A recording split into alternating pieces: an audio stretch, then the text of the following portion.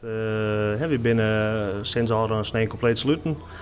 De toontje ervoor, zeg maar, toen het kijkt in het besprutsen wie op televisie, toen is de telefoon begon te rinkelen en de mail volscherden.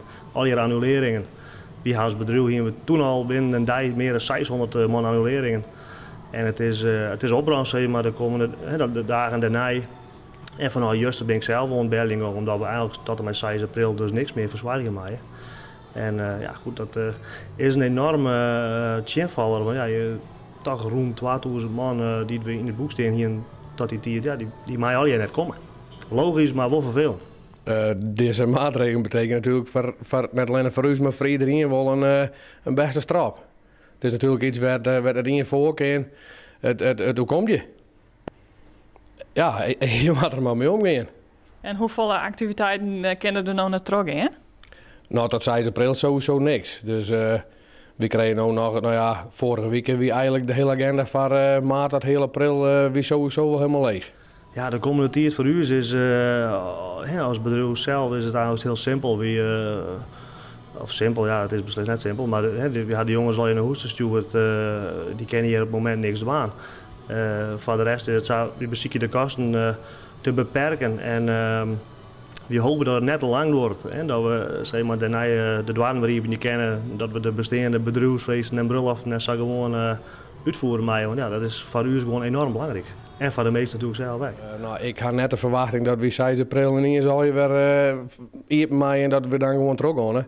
Ik had zelf wel zo'n idee van dit kennen wel eens, nou ja, april, mei nog wel door. Dus ik ben nog net bezig met dingen die ik dan plannen ga. En meestal ben ik nog net zo dat ze zeggen van die vergadering die we even een maand uitstelt en dan gaan we gewoon weer terug. Iedereen wacht het af. Ja, ik ga juist een dag mee maken, zo volle haken in mijn leven nog nooit op de telefoon hangen. Meestal bel je zelf, wie moet zelf, meestal bel je maar dingen regel je. Het is een vervelend gevoel, zeg maar. Verleden weekend zie ik nog vanuit de dingen, ik wat dingen waarvan ik dacht van nou, dit wil ik verbouwen, dit wil ik aanpassen en neem menukaarten en je staat er heel net bij stil en dan opeens is het de wereld omdraait. Maar de horecakant uitzien, dit annuleren, dat annuleren. Ja, laat ik voorop stellen dat we het heel belangrijk vinden dat de gezondheid voor iedereen voorop staat. Dus we moeten met elkaar als land zien dat we tot een oplossing komen. Neemt net wij natuurlijk dat we als ondernemers net een vangnet hebben. De omzet die er net is, die is voor de verste kosten gewoon wel terug. Dus ja, het kan, maar het kan van een bepaalde duur. En dan is het maar kijk hoeveel rek zit erop. Dus ja, het is een hele onzekere en een moeilijke tijd. Ja.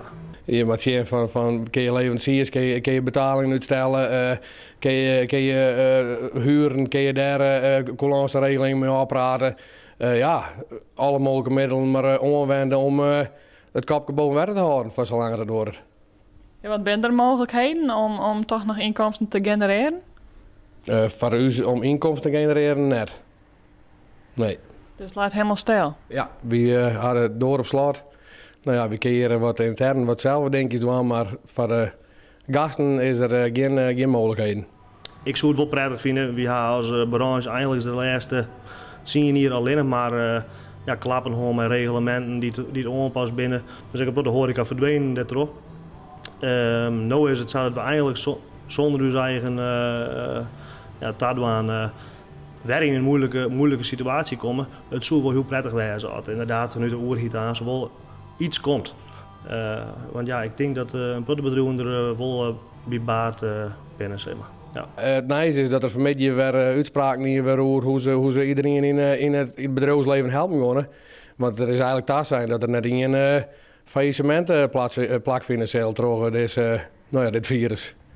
Dus wie moet vanmiddag maar afwachten waar ze maar komen. En op die manier dan toch hopen om de kop boven water te houden? Ja, absoluut. Want het is net het idee dat je toch zoiets, nou ja, gruts dan wel, maar dat dit een ding wijzen maar wat je stapje met een bedrijf. Dat lijkt me vaak niet menselijk.